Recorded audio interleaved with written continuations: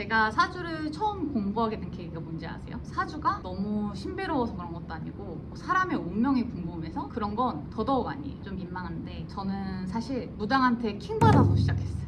내가 24살이었던 것 같아요. 그 당시에 같이 살고 있던 룸메가 있었어요. 근데 이 친구가 점을 많이 보러 다니던 애였어요. 어느 날 저한테 그러는 거예요. 야, 여기 진짜 잘 보더라. 한번 가봐. 내가 알려줄게. 한번 가보래요. 내가 한 번도 안 가봤는데 신점도 한 번도 본 적이 없어요. 21~2살 때 타로 카드 한 번 봤던 것 같아요. 제가 사실 모태신앙이거든요. 그래서 저도 당시 만나고 있던 남자에 대한 고민이 있어서 한번 가보고 싶더라고요. 예약을 하고 점사를 보러 갔어요. 그냥 일반 오피스텔 같은 데였거든요. 들어가니까 막 이런 신령님들, 장군님들 모셔놓은 작은 사당처럼 해놓고 가운데서 책상 놓고 점을 이렇게 보는 방식이더라고요. 가자마자 그 무당이 제 생년월일을 물어보는 거예요. 뭐 저야 당시 아무것도 모르니까 알겠습니다 하고 말해줬어요. 별 생각 없이 점사를 보는데 중간에 한번 흠칫했어요. 왜냐면 이거 나 살면서 아무한테도 말한 적 없는데 이 사람이 제 첫인상만 보고 절대 맞출 수 없는 부분을 맞추는 거예요. 제가 누구한테 뭐 말할 수 있는 부분도 아니고 저를 오래 안다고 해서 딱히 뭐 쉽게 알 수 있는 부분도 아니었거든요. 소름도 돋긴 했는데 그냥 생각했어요. 뭐 무당이니까 뭐 이런 것도 안 와보지? 신기하다. 그렇게 점사를 다 보고 이제 집에 가려고 자리에서 딱 일어나서 나가려고 하는데 그 무당이 갑자기 저한테 그러는 근데 내년에 방신사에 좀 껴있다 이러고 말을 흐려. 아니 아시죠? 사람 제일 찜찜하게 만드는 방법. 뭐 그렇다고 이런 식으로 살짝 혀를 차면서 그러는 거예요. 유튜브에서 활동하시는 분이에요. 내가 당신을 알고 있어. 근데 저는 집에 가면서 그게 너무 기분이 나쁜 거예요.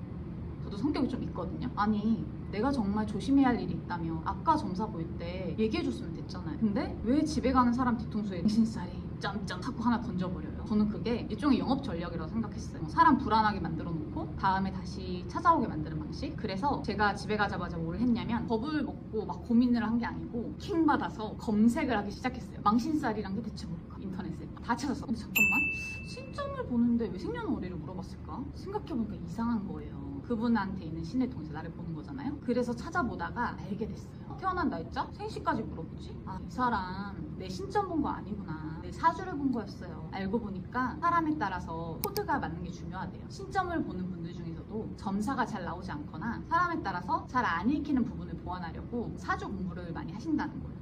그러니까 제 어떤 내면의 기질적인 특징을 맞춘 게 처음에 생각했던 것처럼 신을 통해서 나를 알아차렸나? 이게 아니고 제 생년월일을 가지고 사주 구조를 읽은 것 뿐이었어요. 그런 가능성이 있었던 것 같아요. 근데 저는 여기서 더 궁금해지는 거예요. 생년월일만 보고 내가 어떤 사람인지 어떤 운이 흘러 들어오는 걸 대체 어떻게 알 수 있는 거지? 그 원리가 뭐지? 저는 좀 그래요. 어떤 신기한 걸 보면은 신기하다. 거기서 끝나는 게 아니고 그 원리를 좀 궁금해하는 편이에요. 그래서 하나씩 찾아보고 공부하기 시작했어요. 근데 더 어렵던 건 뭔지 아세요? 실제로 그 해에 저한테 망신살이라고 부를 수 있는 사건이 생기긴 했습니다. 아니 그러니까 더 열받잖아요. 아이씨 무당말대로 돼버렸네. 뭐야 그 무당 말하는 방식 열받는데 어떻게 이런 일이 생긴 거지? 더 파고들기 시작했죠. 다른 곳에 몇 군데 점을 보러 가봤어요. 저는 이해가 안 되는 거예요. 모시고 있는 신이라는 게 다 다른 거 아닌가? 아니 신점인데 어떻게 이렇게 다들 비슷한 말을 하지? 뭐지 이거? 하지만 저는 결국 알게 되었죠. 사주를 공부하고 나서 나중에야 이제 모든 퍼즐이 맞춰지더라. 다들 같은 걸 보고 있었구나. 내 사주 보고 있었구나. 그러니까 어느 정도 비슷한 이야기가 나올 수 있었던 거예요. 결론적으로 말하면 저는 사주에 매료돼서 공부를 시작한 건 아니에요. 오히려 그 이상하게 나를 가스라이팅한 그 무당의 말에 킹받아서 그래 내가 직접 알아본다 하고 시작한 사람이에요. 제가 아까 그 이후에 점사를 몇 군데 더 보러 갔다고 말씀드렸죠. 또 어처구니 없는 일도 좀 겪었거든요. 박수무당이 약간 꼬셔보려고 저한테 작업을 쳤던 것 같아요. 이분은 참고로 제가 유튜브에서 보여봤어요. 어느 분인지 말할 순 없습니다. 나중에 생각해보니까 이거 약간 작업의 일환이었구나 라고 알게 된 부분이 있어요. 그 썰은 제가 다음에 한번 풀어볼게요. 근데 참고로 제가 그때부터 지금까지 계속 느끼는 게 하나 있어요. 점사를 보러 가는 거 괜찮아요. 뭐 사주? 보는 것도 괜찮죠. 근데 무당이든 타로 마스터든 사주 상담가 그들이 하는 말 가운데 내 안에 들어오는 말들이 있어요. 근데 그 모든 말들을 내 운명처럼 받아들이지 마세요. 그 사람도 사람이 해석이 틀릴 수도 있는 거고 그날 컨디션에 따라서 제대로 설명을 못한 걸 수도 있어요. 잘못 해석이 들어갈 수도 있고 그 사람만의 방식이 있을 수도 있는 거잖아요. 여러분의 불안을 건드리는 게 이쪽 업계의 영업 방식인 부분도 있어요. 때로는 당신 당신 사귀었다. 사고수가 있어, 사고수가. 사람 만나고 큰일을 겪겠네. 이런 식으로 그날을 놔두고 겁먹고 살 필요는 전혀 없어요. 그리고 살이 있다고 해서 어떤 나쁜 운이 들어온다고 해서 큰일이 나는 건 아닙니다. 물론 그러면 좀 별거일 때도 있어요, 솔직히. 적어도 제 말은 그거예요. 누군가가 던진 말에 내 인생을 통째로 불안에 넘겨주지 마. 저도 초보일 때는 이 사람 저 사람 사주 많이 봐주고 이랬거든요. 근데 이제는 안 그래요. 왜냐면 내가 누군가에게 언을 걸 수 있다는 거. 내 말이 얼령이 돼서 누군가에게 족쇄처럼 작용할 수 있다는 걸 아니까 저도 무섭습니다.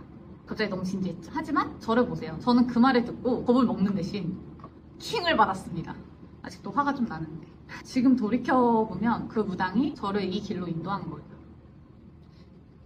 신기롭다. 사람의 인연이라는 게. 참 감사하다고 해야 되나.